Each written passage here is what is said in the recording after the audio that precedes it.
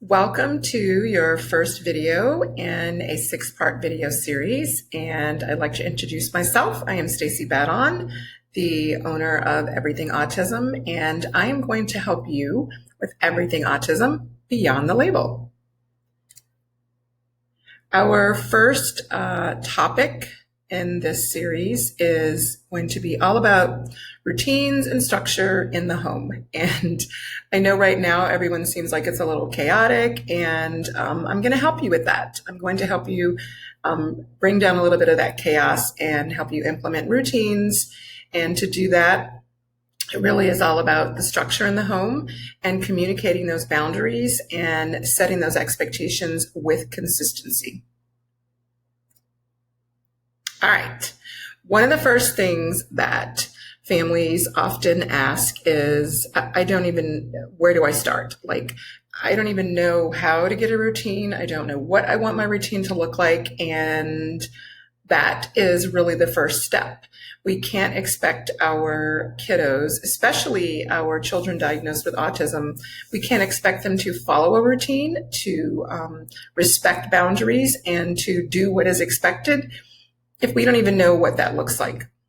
So where you start is deciding on what you want to get done. You have to sit down, make a list of what you need to get done and what you want to get done. And that means you have to go through that list and decide what is really a priority. We are living in a time right now where we have a lot of hours to fill, but we don't have maybe the supports in place. We don't have items available that we use in order to get some things accomplished. So we have to decide what is a priority after we make our list of what we need to get done and what we want to get done. And after you have that list, just jot it down or type it in your phone. Then you have to decide how you're going to divide that into the parts of the day. And that is really the key to developing that routine. Deciding how many parts of the day do you want to break up your tasks. You just can't wake up and think, oh, I'm going to get this done by the end of the day. It really does make a difference to have a morning routine, an after lunch routine, a late afternoon, and an evening routine. And sometimes you need to break up into more parts. But typically, when we're home all day, there are 3 to 4 parts of the day. We just have to decide what that looks like. It doesn't have to be a time constraint, but it does have to be broken up so that you know exactly, it can be around meal times or it can be around set times. The other part that's really hard is that delegation of responsibilities. And I believe that our children who are diagnosed with autism can be responsible for some things, some chores. We want to teach them skills so they can be independent. If you are the only caregiver in the home, if there are more than one caregivers in the home, delegate that responsibility. Everybody needs to pitch in, even if it's something small. So now, what do I need to get done? I don't even know where to start. That's what I hear. I don't know where to start. I don't even know what to put on the list. Well, let's make it simple. Let's just break it down into things that your kids have to do, household responsibilities that you have, and any task that you have related to work. Whether you are working from home or if you are trying to build your business, if you're trying to figure out how to fit into this virtual reality of the workplace in terms of how can you provide your clientele with a service that you provided before, but how can you do that virtually? Maybe that's one of the new things that you have to take on as a list of things to do. The idea is if you take these 3 topics and make a list under each, that will give you a really good start in terms of figuring out where you want them to go and what really needs to be done. All right, when and how. So now you have your list. How do I divide it? Morning, afternoon, evening, night. Everyone organizes visually different. You can write it on a piece of paper. If you want to put one paper with morning, one with afternoon, and just divvy up your list of things that need to get done, that works perfectly fine. The next question, of course, is how do I know if I should do it in the morning? How do I know when I should do it in the evening? Think about your child's optimal times. And this can dictate when your children's task can be completed, right? If your child with autism is better in the morning at getting things done, well, then let their task be a priority in the morning and put it on the morning routine. Yes, you have to have things for them to do in the afternoon so that you can do your household items, but that's where you look at setting up that list and organizing it and coordinating it so that you can have those routines run smoothly. I know I'm making it sound like, oh, it's so easy. Just put this here, this here. It's a process. The first step, though, is thinking about what you want to get done, when and how you want it to get done, and then being very realistic about your expectations. You may not be able to get the floor mopped every single day. You may not be able to get time to read or study 2 or 3 hours if you are currently a student and a caregiver and a parent of a child diagnosed with autism. So think about realistically what you can get done.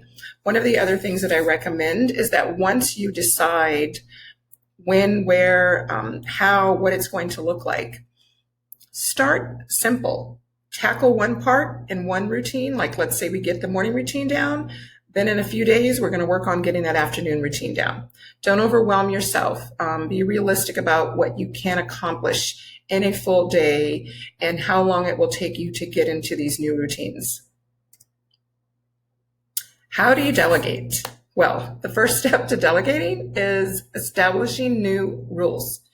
We have new rules. We have a new way of life with stay home, working from home, no school. We need to set new house rules. We need to, I've told parents, just stand up, make a big announcement, new rules. That's it. We're making new rules. We're starting all over. We are resetting how we do things because we have to in order to get through the day, in order to keep our mental health where it needs to be so that you can be the best caregiver for your child and also for your child who is diagnosed with autism. You may have one or more than one child diagnosed or another child with a different special needs. Delegating, having those new house rules will also help with limiting regression because we're not getting therapy in school and sort of those things that our children are typically used to that build their skills. So what can you do at home to help them maintain?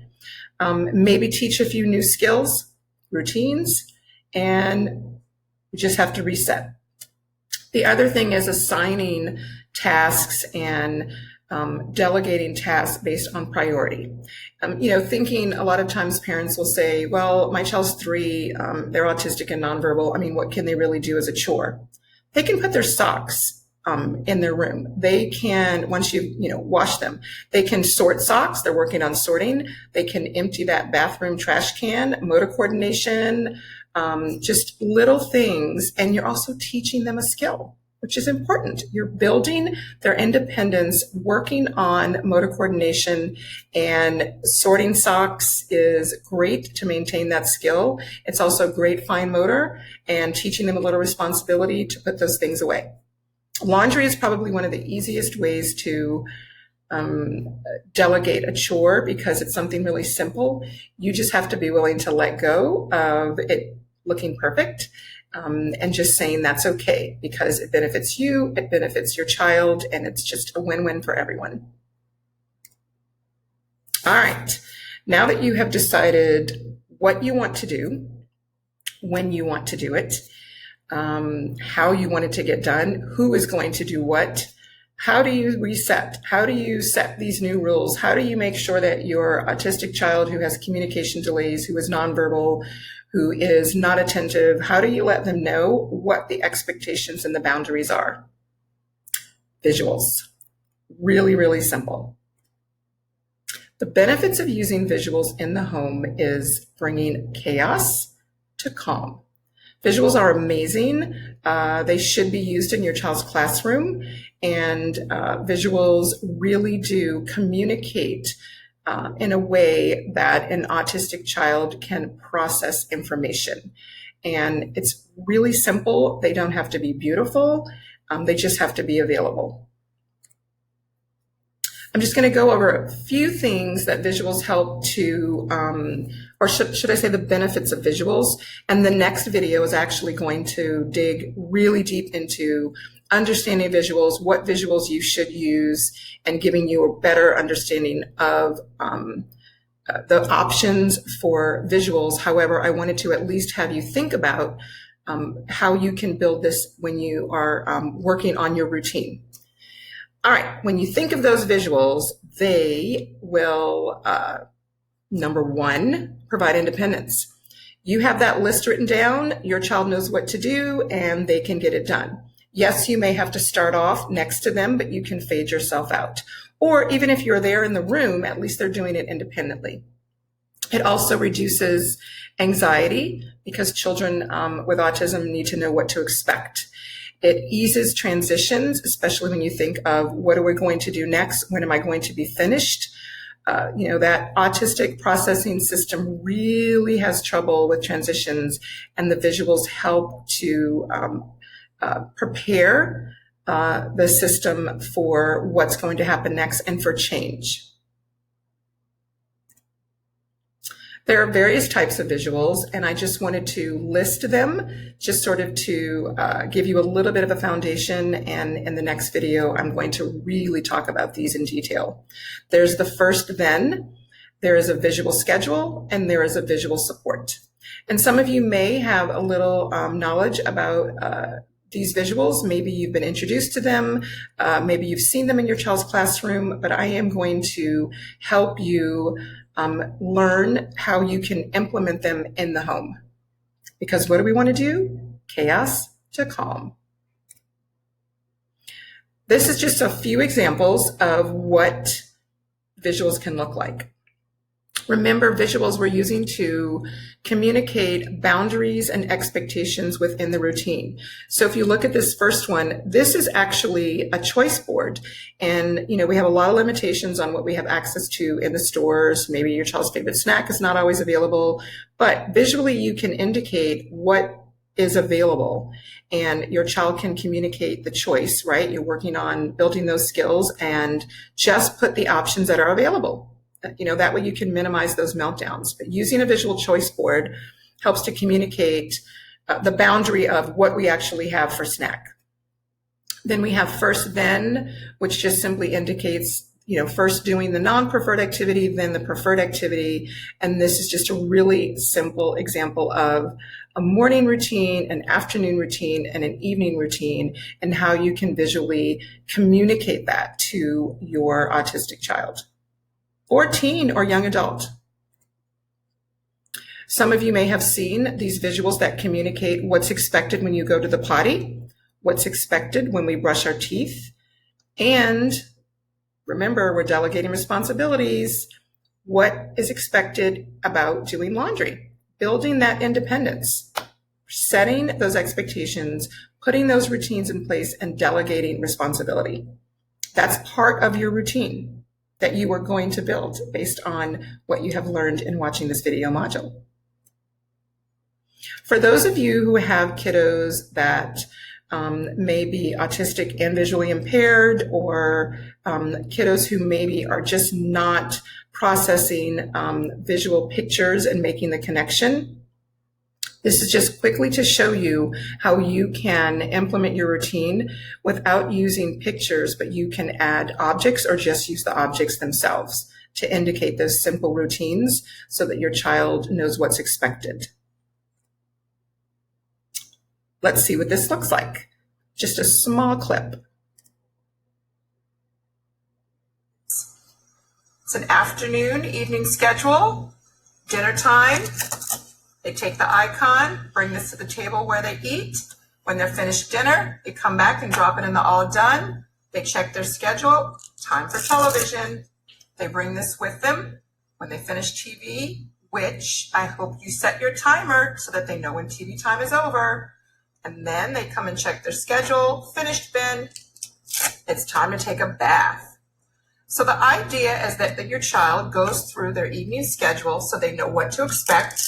This is really simple. What I love about the idea of this being on the paint stick and the magnetic is that it's portable. So you can just bring this to the bedroom for the read the book and bedtime so that they don't have to come check their schedule on the refrigerator. This is portable, and you can have one of these for morning schedule, one of these done for afternoon schedule, and just put them up as needed. Okay, this is just a clip, and in the next video, I will talk about different options for what visual schedules can look like.